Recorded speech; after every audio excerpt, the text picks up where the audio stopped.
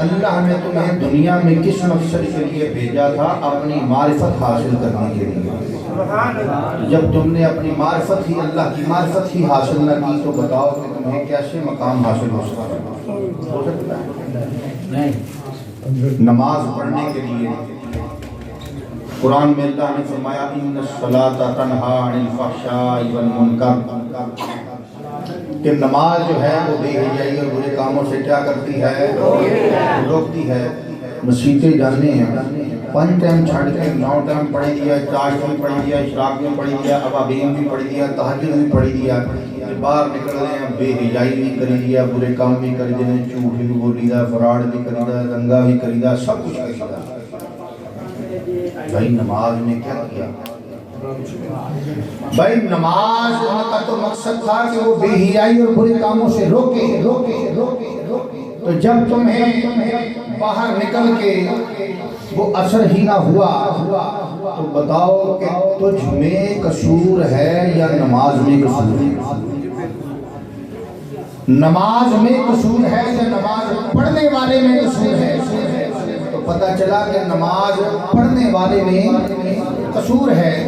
تو جب چلو ایک مقصد جو ہے اگر پورا ہو بھی جائے تو بے حیائی اور برے کاموں کو چھوڑ دے، فراڈ چھوڑ دے، جھوٹ چھوڑ دے، چوری چھوڑ دے، دغا بازی چھوڑ دے، دھوکہ دینا چھوڑ دے، تو پھر نماز کا ایک دوسرا مقصد بھی ہے، وہ ہے الصلاۃ معراج المؤمنین، کہ نماز جو ہے وہ مومن کی کیا ہے؟ معراج ہے۔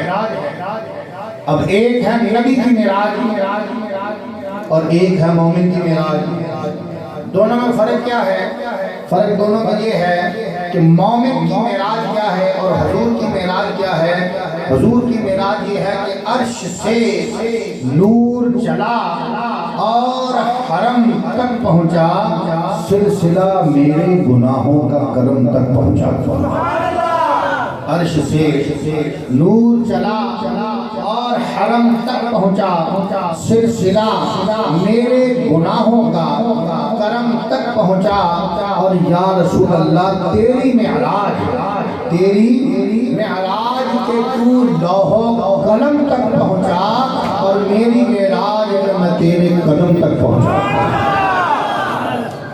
تیری معراج کہ تو لوح و قلم تک پہنچا اور میری معراج کہ میں تیرے قدم تک پہنچا۔ انسان کی اصل معراج یہی ہے مومن کی کہ جب وہ سجدے میں جائے تو بارگاہ رسالت میں پہنچ جائے۔ سجدے میں جائے تو وہ بارگاہ رسالت میں پہنچ جائے۔ کمال تو یہ ہے، کمال یہ نہیں کہ ٹکر مار لی اور واپس آ گئے۔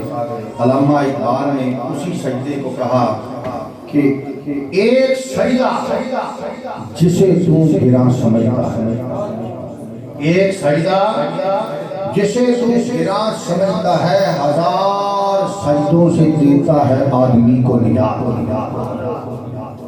مرد قلندر کے پاس، فقیر کے پاس کس مقصد کے لیے آیا جاتا ہے؟ عالم کے پاس جائیں، مولوی کے پاس جائیں، وہ کہتا ہے کہ نماز پڑھو، روزہ رکھو، حج کرو، زکوٰۃ دو، کلمہ پڑھو، ذکر اذکار کرو، قرآن پڑھو، حدیث پڑھو۔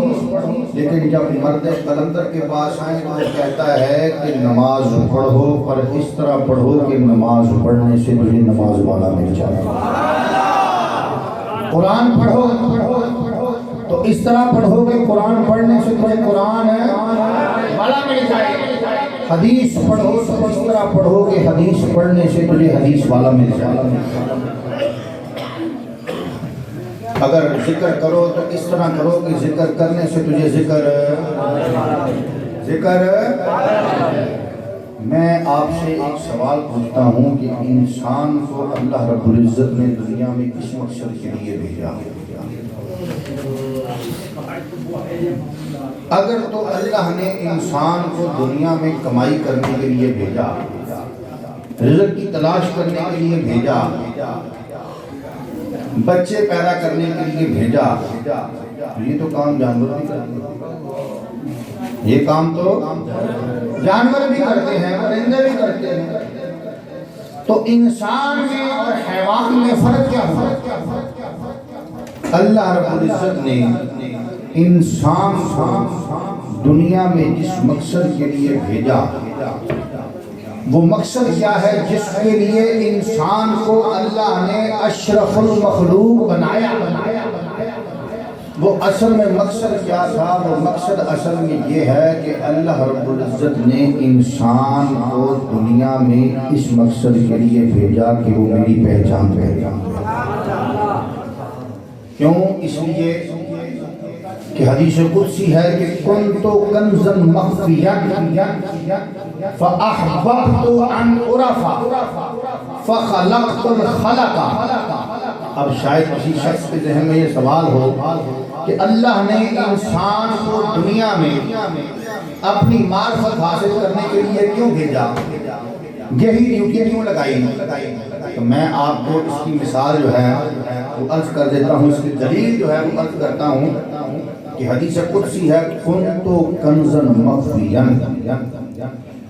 کہ میں ایک چھپا ہوا خزانہ تھا۔ اللہ فرماتا ہے کہ میں ایک چھپا ہوا خزانہ تھا۔ فَأَحْبَبْتُ أَنْ أُعْرَفَ، پس مجھے محبت ہوئی، مجھے خواہش ہوئی، مجھے چاہت ہوئی کہ میں پہچانا جاؤں،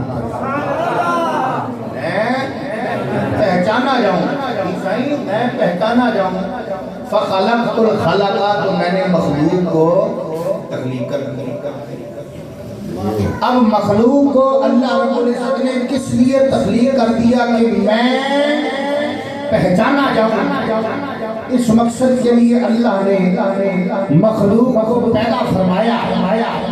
اس مقصد کے لیے اللہ نے انسان کو دنیا میں بھیجا کہ وہ میری پہچان کرے۔ اسی مقصد کے لیے انسان کو اشرف المخلوق بنایا، وگرنہ کیا فرق ہے ہم میں اور حیوان میں؟ رزق ہم بھی تلاش کرتے ہیں، رزق حیوان بھی تلاش کرتے ہیں، بچے ہم بھی پیدا کرتے ہیں، بچے حیوان بھی پیدا کرتے ہیں۔ اگر عقل کہا جائے تو عقل کسی حد تک جو ہے وہ جانوروں میں بھی ہوتی ہے، مکمل طور پر چاہے نہ ہو لیکن کسی حد تک وہ بات کو سمجھتے بھی ہیں۔ جیسے یہ گھوڑے سدھائے جاتے ہیں، اونٹ سدھائے جاتے ہیں، بکریاں سدھائی جاتی ہیں، یہ مرغوں کو سدھایا جاتا ہے، کتوں کو سدھایا جاتا ہے، ایسے ہی کسی حد تک عقل جو ہے وہ تو جانوروں میں بھی سمجھ بوجھ، لیکن وہ کیا شے ہے جس کی وجہ سے انسان کو اللہ نے اشرف المخلوق بنایا؟ وہ شے اصل میں یہ تھی کہ میری پہچان کرے۔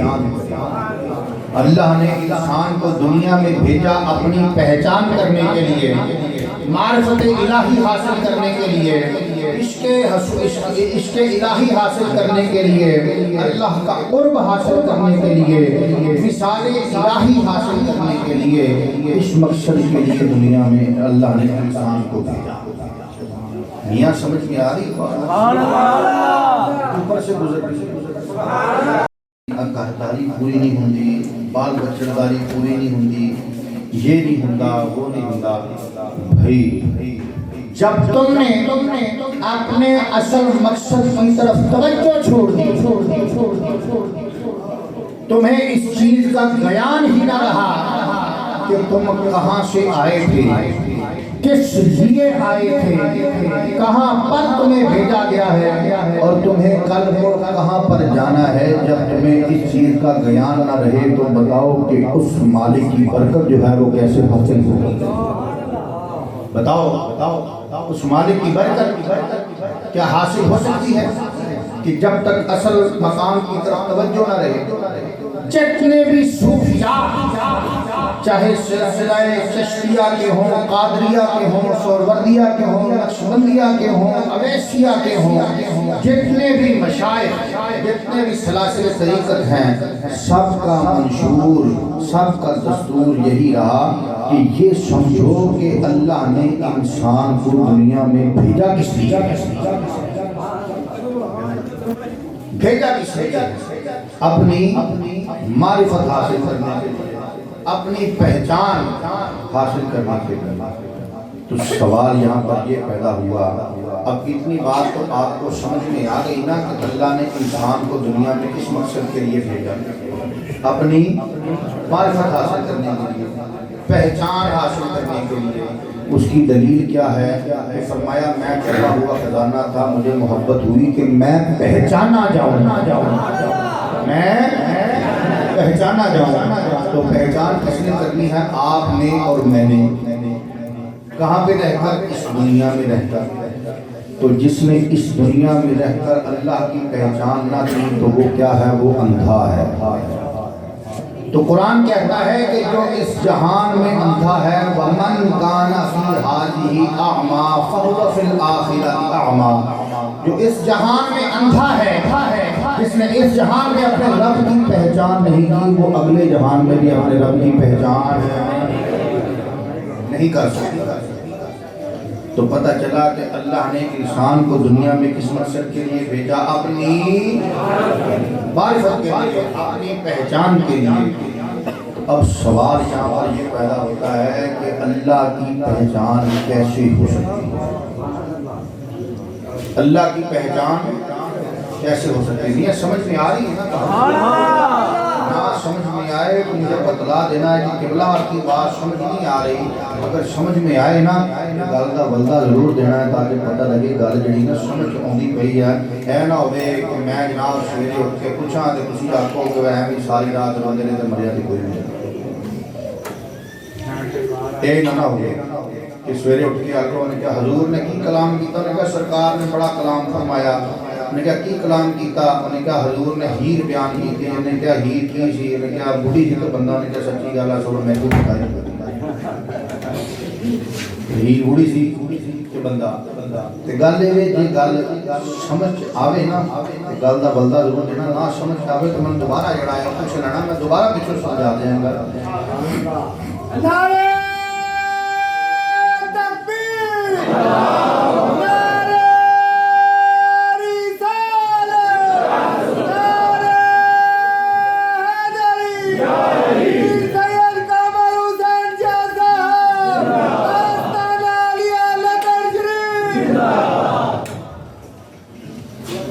اب اتنی بات سمجھ میں آ گئی اللہ نے انسان کو دنیا میں کس مقصد کے لیے بھیجا؟ اپنی پہچان کے لیے۔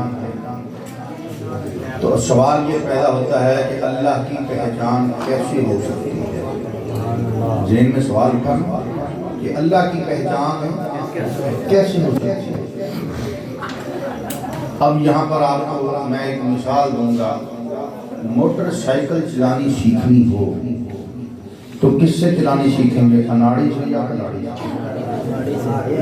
سے؟ کلاڑی سے۔ جو موٹر سائیکل چلانی جاندا تے جڑا موٹر سائیکل چلانی نہ جاندا ہوئے اودے کولوں سیکھو گے موٹر سائیکل چلانی؟ اب بیبیاں میریاں بھੈਣਾਂ اتنے بیٹھیاں انہوں میں سوال پوچھنا، ہانڈی پکانی سیکھنی ہوئے تے کہدے کولوں سیکھو گی؟ جنوں ہانڈی پکانی آندی ہے یا اناڑی کولوں؟ جنوں ہانڈی پکانی آندی ہے اودے کولوں ہانڈی پکانا سیکھاں گے۔ تو بھائی اللہ کی معرفت کیسے حاصل ہو سکتی ہے؟ اللہ کی ریاضی پڑھنی ہو تو ریاضی کس سے پڑھیں گے؟ جس کو ریاضی آتی ہو۔ انگلش پڑھنی ہو کس سے پڑھیں گے؟ جس کو انگلش آتی ہو۔ تو اللہ کی معرفت کس سے حاصل کریں گے؟ اللہ کی معرفت اس ہستی سے حاصل ہو سکتی ہے کہ جس کو اللہ کی کامل معرفت عطا ہوئی ہو، جس کو اللہ کی کامل معرفت عطا ہوئی ہو۔ اب آپ بھی سمجھتے ہیں اور میں بھی سمجھتا ہوں کہ دنیا میں وہ ایک ہی واحد ہستی ہے جس کو اللہ کی مکمل طور پر معرفت عطا ہوئی ہے، اور اس ہستی کا نام جو ہے وہ محمد رسول اللہ۔ وہ ہستی دنیا میں ایک ہی ہے جس کو اللہ کی کامل معرفت عطا ہوئی، جس کو میں نے ابتدا میں ذکر کر دیا پیر سید دلشاد حسین شاہ صاحب کے کلام کہ اللہ کی کامل معرفت کس کو عطا ہوئی؟ نبی کریم کو۔ تو جس وقت تک نبی کریم کی معرفت، حضور کی غلامی، نبی کی نسبت حاصل نہیں ہو سکتی، اس وقت تک اللہ کی معرفت حاصل نہیں۔ وہ صحابہ جنہوں نے اپنی ظاہری آنکھ سے نبی کریم علیہ السلام کو دیکھا اور ان سے فیض لیا، وہ ان میں سے اللہ کا دیدار پا گئے۔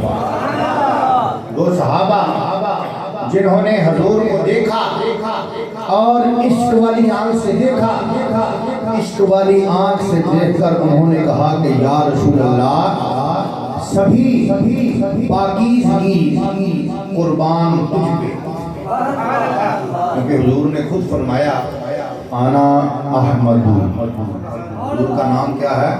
احمد۔ فرمایا انا احمد بلا میم، فرمایا میں احمد ہوں بغیر میم۔ کیا ہوں میں؟ احمد ہوں بغیر میم کے، یعنی کہ کیا ہوں؟ احد ہوں۔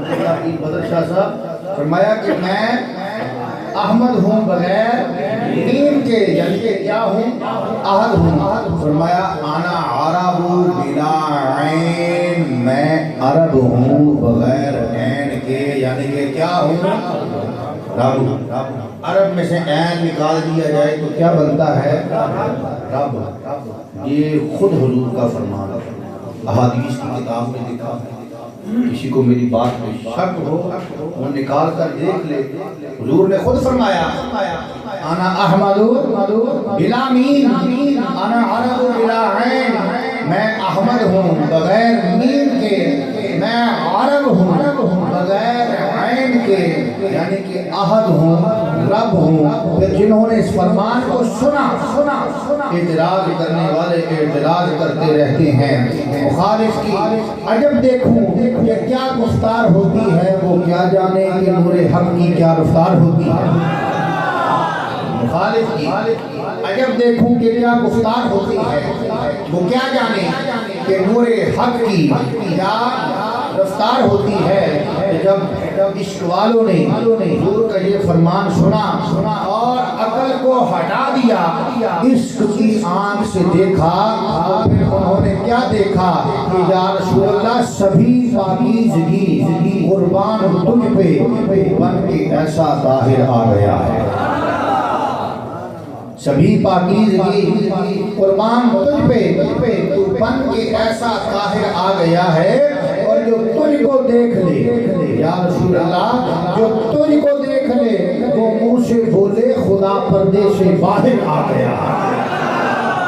جو تجھ کو دیکھ لے وہ منہ سے بولے خدا پردے سے باہر آ گیا ہے، جو تجھ کو دیکھ لے وہ منہ سے بولے۔ تو دوستو صحابی فرماتے ہیں کہ میں نے مدینے کی گلی میں خدا کو پھرتے ہوئے دیکھا، 40 سال مکے دیاں گلیاں دے وچ کالی کملی اوڑھ کے رب پھریا، کالی کملی اوڑھ کے رب پھریا۔ دوستانی گرامی قدر، یہ ایک ایسی شے ہے جو اگر سمجھ میں آ جائے، سمجھ میں آنا محال اس کا، فقیر جانے کمال اس کا، سمجھ میں آنا محال اس کا، فقیر جانے کمال اس کا، نظر کو آتا ہے اس بشر کو نگاہ دل سے جو دیکھتا ہے، نظر کو آتا ہے اس بشر کو نگاہ دل سے جو دیکھتا ہے۔ یہ ہے مقام فقر۔ فقر میں یہ سکھایا جاتا ہے، مرد قلندر کے پاس آ کر یہ والی تفسیر سیکھی جاتی ہے، تو سمجھ میں آیا کہ اللہ کی معرفت اس وقت تک عطا نہیں ہو سکتی جب تک نبی کی معرفت حاصل ہے۔ تو جنہوں نے حضور کو اپنی ظاہری آنکھوں سے دیکھا تو بتائیں کہ وہ پا گئے، جنہوں نے عشق کی آنکھ سے دیکھا وہ بھی پا گئے۔ اب آج 1400 برس گزر گئے، ظاہری طور پر نبی کریم علیہ السلام اس دنیا سے تشریف لے گئے، لیکن ہمارا یہ ایمان ہے کہ وہ آج بھی ہمارے درمیان موجود ہے۔ بلکہ لوگ کہتے ہیں کہ ہم جہاں پر پڑھیں وہ مدینے سنیں، کہ جن کی محفل ہو وہ محفل میں ضرور آتے ہیں۔ میں یہ کہتا ہوں کہ جن کی محفل ہو وہ محفل میں ضرور آتے ہیں، آتے ہیں وہی جن کو کملی والے بلاتے ہیں۔ توجہ ہے سب؟ اب یہاں پر حضور ہمارے درمیان آج بھی موجود ہیں، لیکن ہماری اپنی ظاہری آنکھ کا قصور ہے کہ ہمیں نظر آتے ہیں۔ یہ ہماری اپنی ظاہری آنکھوں کا قصور ہے کہ ہمیں نظر۔ اب ہر کسی کے دل میں یہ خواہش ہے، یہ تڑپ ہے کہ مجھے حضور کا دیدار نصیب ہو جائے، ہے کہ نہیں؟ کس کس کے دل میں ہے وہ ہاتھ کھڑا کر کے؟ سب کے دل میں یہ خواہش ہے کہ مجھے حضور کا دیدار نصیب ہو جائے۔ اگر آپ کی اجازت ہو تو میں عرض کروں کہ حضور کا دیدار جو ہے وہ کیسے عطا ہو سکتا ہے؟ اجازت ہو تو عرض کروں۔ پیر بدر شاہ صاحب آپ کی توجہ، یہ پیر بدر شاہ صاحب جو ہیں ماشاءاللہ بڑے سمجھدار اور گیانی قسم کے بزرگ ہیں، اور یہ ایسی عرفانی قسم کی گفتگو جو ہے وہ بڑے شوق سے سماعت فرماتے ہیں۔ تو یہ اس لیے میں نے ان کی نظر جو ہے وہ بات شروع کی۔ ان کے والد گرامی حضرت قبلہ عالم پیر سید علی اکبر شاہ صاحب گیلانی چشتی صابری رحمۃ اللہ علیہ، اتنی عظیم شخصیت کہ میں ان کا ایک واقعہ آپ کو سناؤں گا اپنی اسی گفتگو میں۔ تو فرماتے ہیں کہ ہر کسی کے دل میں خواہش ہے کہ حضور علیہ السلام کا دیدار نصیب ہو جائے، تو وہ کیسے ہو سکتا ہے؟ اگر آپ کی اجازت ہو تو میں عرض کروں کہ حضور کا دیدار اب وہی مثال کہ ریاضی پڑھنی سیکھنی ہو تو کس سے سیکھیں گے کہ جس کو ریاضی آتی ہو، انگریزی پڑھنی کس سے سیکھیں گے جس کو انگریزی، بجلی کا کام کس سے سیکھیں گے جو الیکٹریشین ہو، تو جو الیکٹریشین نہ ہو تو اس سے بجلی کا کام سیکھ لیں گے۔ سلائی مشین کا کام سیکھنا ہو تو کس سے سیکھیں گے؟ ٹیلر ماسٹر سے۔ تو بغیر جو ٹیلر ماسٹر نہ ہو، جس کو سلائی کا کام نہ آتا ہو، اس سے سلائی سیکھی جا سکتی ہے؟ اس سے سلائی نہیں سیکھی جا سکتی۔ اب یہاں پر سوال یہ پیدا ہوتا ہے کہ حضور کا دیدار کیسے عطا ہو سکتا ہے؟ تو میں یہاں پر یہ عرض کروں گا کہ حضور کا دیدار اس ہستی سے عطا ہو سکتا ہے کہ جس کو حضور کا دیدار عطا ہوا، جس کو حضور کا دیدار عطا ہوا، جس کو نبی کی بارگاہ تک رسائی حاصل ہو، جس کی پرواز حضور کے قدموں تک ہو، جو نبی کے دربار تک رسائی رکھتا ہو، پرواز رکھتا ہو، اور اس کی پرواز یہ ہو کہ یا رسول اللہ تیری معراج کے تو لوح قلم تک پہنچا اور میری معراج کے میں تیرے قدم تک پہنچا۔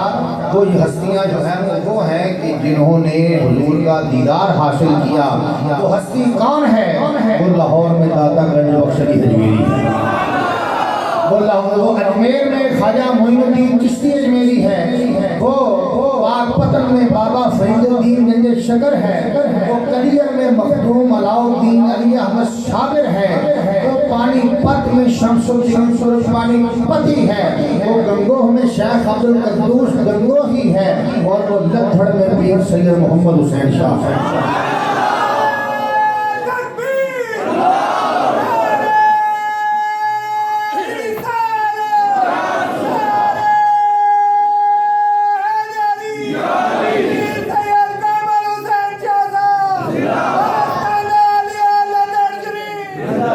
لدھڑ میں پیر سید محمد حسین شاہ ہے کہ جس نے نبی کی بارگاہ میں رسائی حاصل کی۔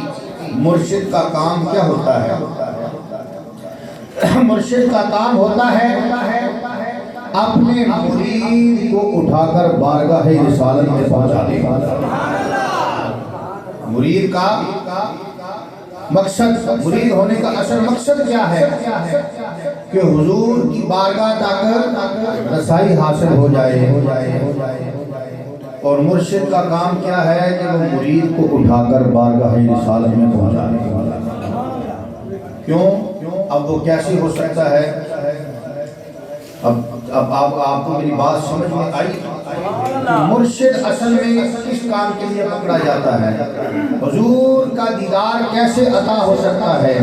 اس ہستی سے عطا ہو سکتا ہے کہ جس نے حضور کا کامل دیدار حاصل کیا ہو. اور وہ ہستی دنیا میں کون ہے؟ وہ ولی کامل کی ہستی ہے.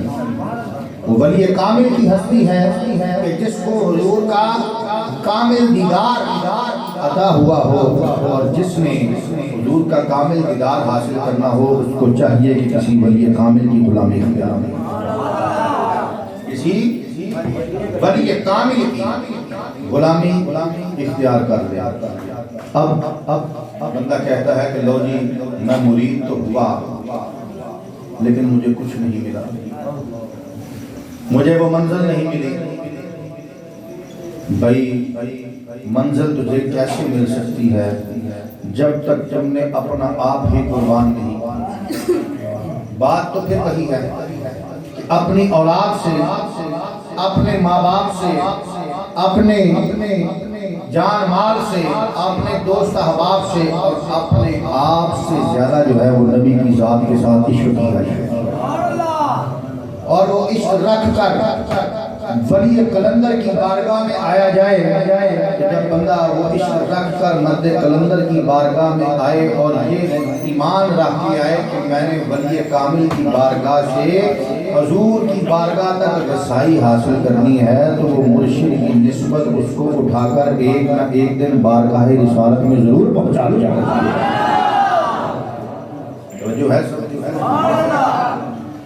اس کے لیے کیا چاہیے کہ مرید سو جو جان قربان ہو. مرید سو جو جان قربان ہوئے، پیر سو جو ترت مراد دے.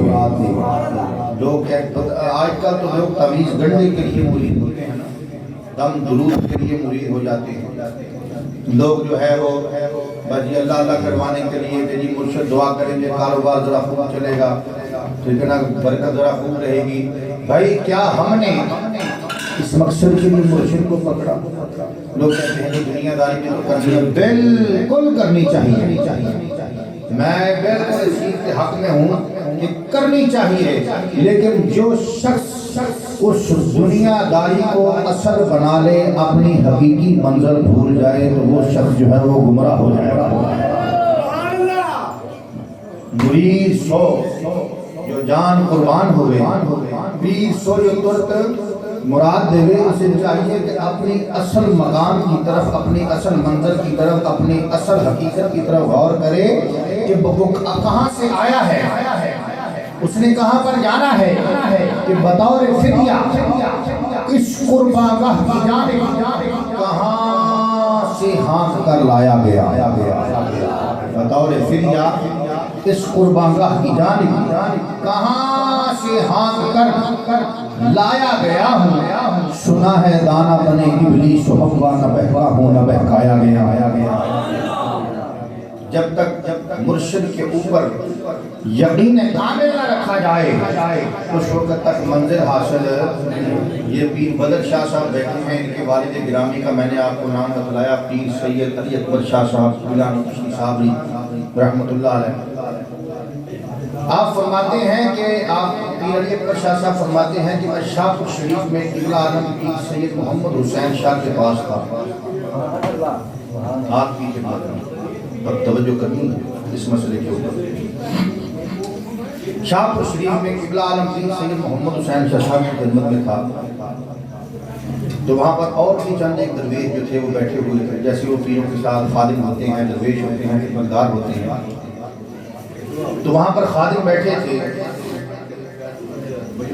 تو قبلہ عالم پیر سید محمد حسین شاہ صاحب تہجد کے وقت نہانے کے لیے باہر نکلے تو نلکے کے نیچے بیٹھ کر نہانے لگے. تو بی بی صاحبہ جو تھی وہ ہماری پردادی صاحبہ، ہمارے پردادا جو ہے قبلہ عالم پیر سید محمد حسین شاہ، تو ان کی اہلیہ پیر ارشاد حسین شاہ صاحب کی والدہ ہماری پردادی صاحبہ بی بی فاطمہ الکبریٰ، آپ فرماتے ہیں شروع کریں رات کا وقت تہجد کا وقت تھا، قبلہ عالم جو تھے وہ غسل فرما رہے ہیں، نلکے کے نیچے بیٹھے ہیں۔ اب فرماتے ہیں کہ جب تھوڑا سا اندھیرا بھی تھا، رات کا وقت بھی تھا، لائٹ ہوتی کوئی نہیں تھی، چراغ پاس جل رہے تھے، تو کہتے ہیں میں نے محسوس کیا کہ جیسے نہاتے ہوئے بندہ ہاتھ ملتا ہے نا اپنے جسم پہ، یہ سر پہ ہاتھ ملتا ہے، کہتے ہیں میں نے دیکھا کہ ان کا جسم جو ہے نا وہ ساکت ہے، وہ حرکت نہیں کر رہے، ویسے ہی بیٹھے ہوئے ہیں دھرتی کے نیچے، تو ساکت ہو گیا، قبلہ توجہ کرنی ہے، کہتے ہیں ساکت ہو گئے، آرام سے بیٹھے ہیں، ہل بھی نہیں رہے، کہتے ہیں میں نے ذرا غور سے دیکھا تو وہ ہل نہیں رہے تھے، تو میں نے ان کو آواز دی کہ جی حضرت صاحب کیا ہوا آپ کو؟ کہتے ہیں اب وہ بولے ہی نہیں، خاموش، کہتے ہیں میں اور زیادہ حیران ہو گئی، کہتے ہیں کہ میں نے بی بی صاحبہ فرماتے ہیں، ہماری پردادی صاحبہ فرماتے ہیں ہماری صاحبہ کہ میں نے ان کو ہاتھ لگایا تو مجھے ایک بڑا زبردست زور سے جھٹکا لگا، میں نے چھوڑ دیا۔ شیخ اکرم صاحب کیا فرماتی ہے کہ مجھے جھٹکا لگا، میں نے چھوڑ دیا۔ پھر کہتے ہیں کہ پھر میں نے تھوڑا سا حوصلہ کر کے پکڑا تو مجھے جھٹکا لگا، تو میں نے دیکھا کہ میں چوتھے آسمان پر پہنچ گیا، میں چوتھے آسمان پر پہنچ گئی ہوں۔ پھر فرماتے ہیں کہ میں نے ڈر کے چھوڑ دیا، میں نے دیکھا کہ وہی لڑکا، وہی ہتھی میرے ہاتھ میں، قبلہ عالم بیٹھے ہیں سارے۔ کہتے ہیں کہ پھر میں نے تھوڑی سی ہمت کر کے پکڑا تو پھر مجھے جھٹکا لگا تو میں چوتھے آسمان پر پہنچ گیا۔ تو پھر میں نے جب وہاں کا منظر دیکھا تو پھر میں ڈر گئی، میں نے پھر اس کو چھوڑ دیا ان کے بازو کو۔ تو کہتے ہیں میں نے پھر دیکھا وہی نلکے کی ہتھی میرے ہاتھ میں، وہی قبلہ عالم بیٹھا۔ پھر کہتے ہیں مجھے کچھ حوصلہ ہوا، یہ بتا رہا ہوں کہ بڑی کی نسبت اٹھا کر کہاں تک لے جاتی ہے کہ جب اس پر وہ مقام آ جائے، تو کہتے ہیں کہ پھر بی بی صاحبہ فرماتے ہیں مائی صاحبہ کہ مجھے حوصلہ ہوا، میں نے ان کے بالوں کو جب پھر پکڑا، ایک ہاتھ ہتھی میں تھا، دوسرے ہاتھ سے ان کا بالوں پکڑ لیا، مجھے پھر جھٹکا لگا تو میں پھر چوتھے آسمان پر پہنچ گئی۔ میں چوتھے آسمان پر پہنچ گئی تو دیکھا کہ وہاں پہ مناظر چل رہے ہیں، وہاں پر کیا دیکھتی ہیں بی بی صاحبہ، مائی صاحبہ بیان کرتی ہیں کہ میں نے وہاں پر دیکھا کہ نبی کریم کی کچہری لگی ہوئی، بڑے بڑے اولیاء اسفیاء کھڑے ہیں، ہاتھ باندھ کر کھڑے ہیں اور حضور کی زیارت کر رہے ہیں، حضور فیصلہ فرما رہے ہیں، گفتگو فرما رہے ہیں، سن رہے ہیں وہاں پر۔ کہتے ہیں اب اسی اثناء میں تہجد کا وقت گزرا، فجر کا بھی گزر گیا۔ سنا کہ یہ واقعہ بڑا سننے والا واقعہ، فرماتے ہیں تہجد کا وقت بھی گزر گیا، فجر کا بھی گزر گیا، وہ پھٹ گئی، سورج نکل آیا، دن چڑھ گیا۔ اب وہ جو گھر میں آستانے میں تباشی میں کام کرنے والی خانقاہ میں جو بیویاں تھیں خدمت گزار، ان بیویوں نے جب پانی بھرنے کے لیے نلکے کی طرف کا رخ کیا تو دیکھا کہ وہاں پہ مائی پیر محمد حسین شاہ بیٹھے ہیں پورے میں، مائی صاحبہ نے ان کا ایک بازو پکڑا ہوا ہے، ایک ہاتھ جو ہے ان کا نلکے کی ہتھی پہ۔ اب اسی چیز کو وہ دیکھ رہے ہیں تو وہ بیویاں کہتی ہیں کہ پتہ نہیں اس منظر میں ہوں، چھیڑنا مناسب نہیں سمجھا، کہنا بھی مناسب نہیں سمجھا، باہر آگے کھڑے ہیں پانی بھرنے کو۔ اب وہ وہاں پہ درویش بیٹھے ہوئے تھے پیر محمد حسین شاہ صاحب کے خدمت گزار، وہ کہنے لگے کہ یہاں پر کیا لینے آئی ہو؟ انہوں نے کہا جی کہ پانی بھرنے آئے یہاں پر۔ گھر میں نلکا ہے، جاؤ نلکے سے جا کے پانی بھرو، جاؤ نلکے سے جا کر پانی بھرو، یہاں کیوں پانی بھرنے آئی ہو؟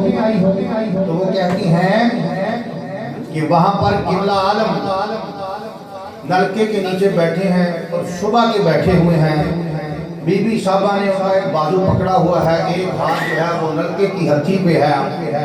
ہم نے سوچا کہ پتہ نہیں وہ کس منزل پہ ہوں گے, کس مقام پہ ہوں گے, اس لیے ہم نے ان کو چھیڑنا, ان کو بلانا, تنگ کرنا مناسب نہیں سمجھا. ہم یہاں کنویں پہ پانی بھرنے کے لیے آ گئیں. قبلہ پیر سید علی اکبر شاہ صاحب فرماتے, باقی درویشوں نے کہا اچھا بھر لو پانی. قبلہ پیر علی اکبر شاہ صاحب نے ان بیویوں سے کہا کہ دوبارہ بتاؤ یہ جو بات بتائی ہے کیا ہوا. وہ کہتے ہیں کہ ہم نے یہ دیکھا وہاں پہ کہ وہاں پہ حضرت صاحب جو ہیں وہ بیٹھے ہوئے ہیں کھلے میں, اور ایک ہاتھ میری مائی صاحبہ نے نلکے کی ہتھی پکڑی ہے اور ایک ہاتھ سے ان کا جو ہے بازو پکڑا ہوا ہے. تو پتہ نہیں کس مقام میں ہے, کب سے وہاں پہ بیٹھے ہوئے ہیں. قبلہ پیر سید علی اکبر شاہ صاحب نے سنا, عشق کو جوش آیا. پتہ نہیں کہتے ہیں کہ کون سا مقام ہے. آئے صاحب نظر تھے, فوراً آئے, چوکھٹ کے پاس کھڑے ہو کر دیکھا وہی منظر, تو پتہ نہیں کون سی توجہ ڈالی, کون سی نظر کے ساتھ دیکھا, تو وہیں پر ہی سجدہ ریز ہو گئے, وہیں پر ہی سجدہ ریز ہو گئے. اور سجدہ ریز رہے, جب وہ سجدہ ریز ہو گئے تو ان کو بھی جھٹکا لگا, وہ بھی چوتھے آسمان پر پہنچ گئے. چوتھے آسمان پر پہنچ گئے. حضور کی بارگاہ میں جب پیر محمد حسین شاہ نے پیر علی اکبر شاہ کو دیکھا کہ تم بھی یہاں پر پہنچ گئے, تو حضور کی بارگاہ میں پیش کر دیا. تو حضور نے مہر ولایت جو تھی وہ نصب فرما دی. تو قبلہ پیر سید علی اکبر شاہ صاحب سے باقیوں نے پوچھا کہ بھی آپ کو کیا ہوا, وہاں پہ اٹھ کر کیوں چلے گئے, آپ اٹھ کے وہاں سے آ جاتے, آپ کو کیا ضرورت تھی اتنی دیر وہاں پر سجدہ ریز ہونے کی. تو قبلہ پیر سید علی اکبر شاہ صاحب فرماتے ہیں کہ مجھے کیا خبر تھی, آواز نہیں آئی, مجھے کیا خبر تھی کہاں میری منزل,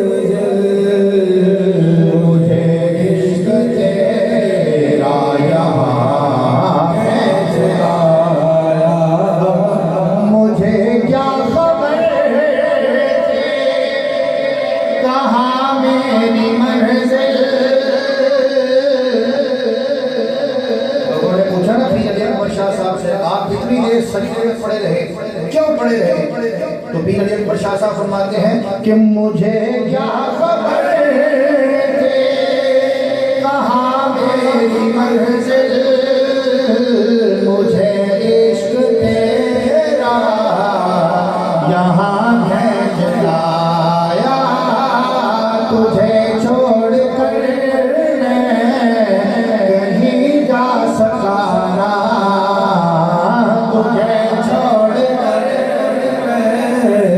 کہیں جا سکا نہ, تجھے چھوڑ کر میں کہیں جا سکا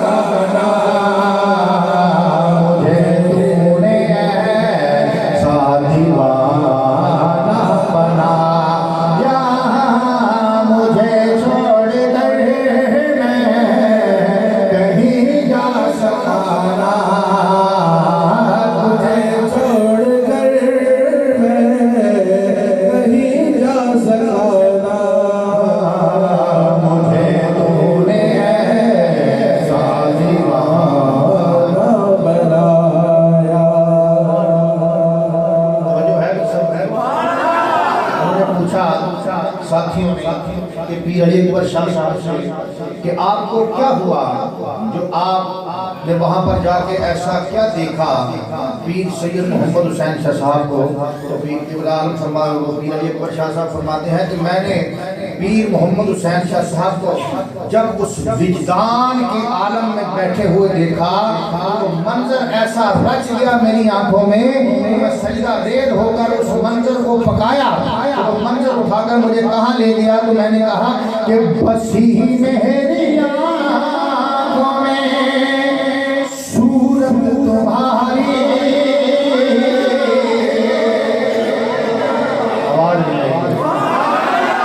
بسی میری آنکھوں میں صورت تمہاری، گناہوں کا جو میں کوئی اور دیکھوں۔ لوگ تو ایک پیر کا مرید ہو کر در در پہ ٹھک کے کھاتے پھرتے ہیں نا، وہ کہتے ہیں در در دی دور بڑھنے نالوں دور بن جائے در در، یہ ہوتا ہے یقین، در در دی دور بڑھنے نالوں دور بن جائے در در، کیونکہ سر جس پہ نہ جھک جائے اسے در نہیں کہتے، سر جس پہ نہ جھک جائے اسے در نہیں کہتے، اور در در پہ جو جھک جائے اسے سر نہیں کہتے، در در پہ جو جھک جائے اسے سر نہیں کہتے۔ کعبے میں تو مسلمان کو تو کہہ دیتے ہیں کافر، میں خانے میں تو کافر کو بھی کافر نہیں کہتے، کیا کہتے ہیں کہ بسی میری آنکھوں میں صورت تمہارے، گناہوں کا جو میں کوئی اور دیکھوں، تمہاری قسم ہے، تمہاری قسم ہے، نہیں ہوش مجھ کو، تمہاری قسم ہے، نہیں ہوش مجھ کا، نگاہوں سے تو نے یہ کیا میں پلایا، تمہاری قسم ہے پلایا، تجھے چھوڑ کر کہیں جا سکا رہا، تجھے چھوڑ کر کہیں جا سکا رہا، تو نے ایسا دیوانہ بنایا۔ توجہ ہے تو سب کیا کہتے ہیں کہ پیر سید علی اکبر شاہ صاحب مرید ہو پیر علی اکبر شاہ جیسا، مرشد ہو پیر محمد حسین شاہ جیسا، مرید ہو خلیفہ حاجی لالا احمد دین جیسا، مرشد ہو پیر ارشاد حسین شاہ جیسا، تو پھر جن کے پیر باکمال ہوا کرتے ہیں نا ان کے مرید بھی باکمال ہوا کرتے ہیں۔ بشرط کہ مرید جان قربان ہو، بشرط کہ مرید جو ہے وہ یقین کامل رکھتا ہو، بشرط کہ مرید جو ہے وہ اپنے شیخ کو اول آخر تسلیم کرتا ہو۔ فرماتے ہیں کہ جب مرید اپنے شیخ میں فنا ہو جائے، اپنے اندر شیخ کی تصویر کو پکا لے، تو پھر وہ کیا کہتا ہے شیخ حضرت صاحب؟ آپ نے قبلہ پیر سید ارشاد حسین شاہ صاحب کا دور دیکھا، آپ کو فرماتے ہیں کہ تجھے میں نے دیکھا ہے دل کی نگاہ سے،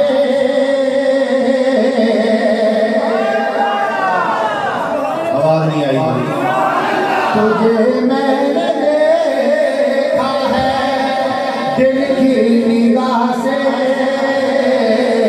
محسوس تجھ کو کیا میں نے خود میرے، آواز نہیں آئی، کیسے کہ تجھے میں نے دیکھا ہے دل کی نگاہ سے،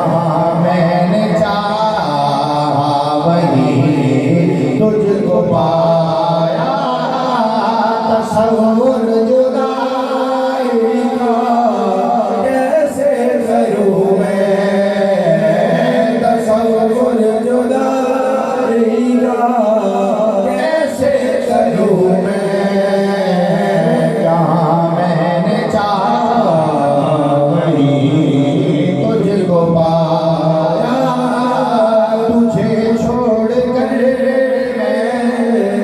तुझे छोड़ कर मैं कहीं जा सका ना, तुझे छोड़ कर मैं कहीं जा सका ना, मुझे तूने ऐसा दीवाना बनाया, मुझे छोड़ कर मैं कहीं जा सका ना, तुझे छोड़ कर मैं कहीं जा सका ना, मुझे तूने ऐसा दीवाना बनाया। और मुर्शिद को देखा होता है, लोग कहते हैं लोग पीर को जाके बैठा रहता है, कम धंधा कोई नहीं, पीना को क्यों बंदा जाके रहता है दुनिया से कम धंधा कोई ना होवे। तो जो इश्क वाला होता है ना, नजर वाला, वो क्या कहता है अपने मुर्शिद से, जो जान कुर्बान हो, जो जिसके यकीन कामिल हो, जिसने अपने मुर्शिद की शेख मुर्शिद की शक्ल में से हक को देखा हो, वो क्या कहता है कि ऐ मुर्शिद मुझे बनना पड़े जुदा अब न करना,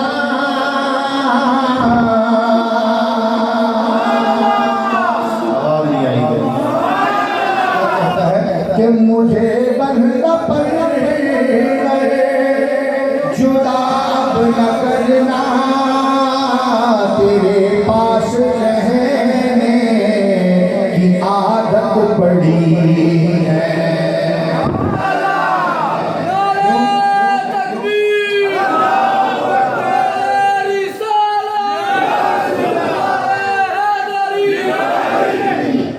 और क्या कहता है कि मुझे बनना पड़े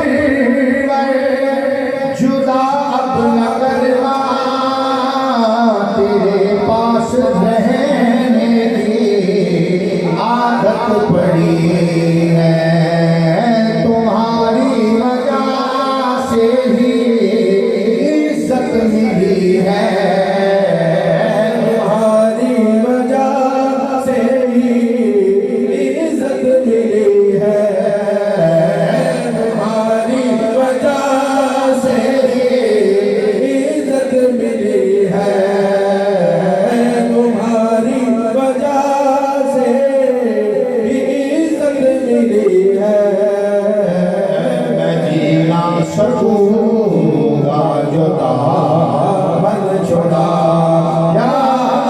तुम्हारी वजह से इज्जत मिली है, तुम्हारी वजह से इज्जत मिली है, तुम्हारी वजह से जन्म जन्म इज्जत मिली है।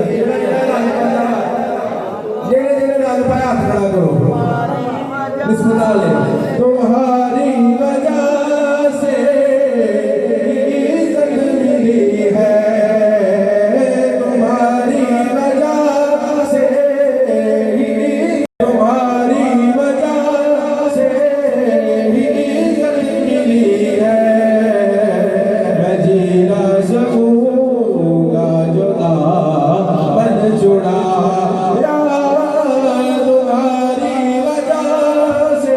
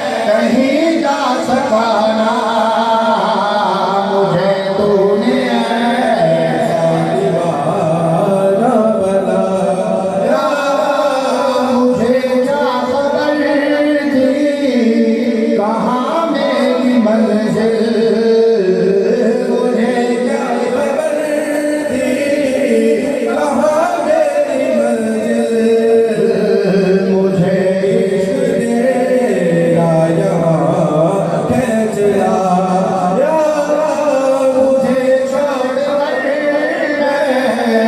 کہیں جا سکانا مجھے تم نے ایسا دیوانہ بنا یہ ہے مرشد پر یقین، یہ یقین کامل ہو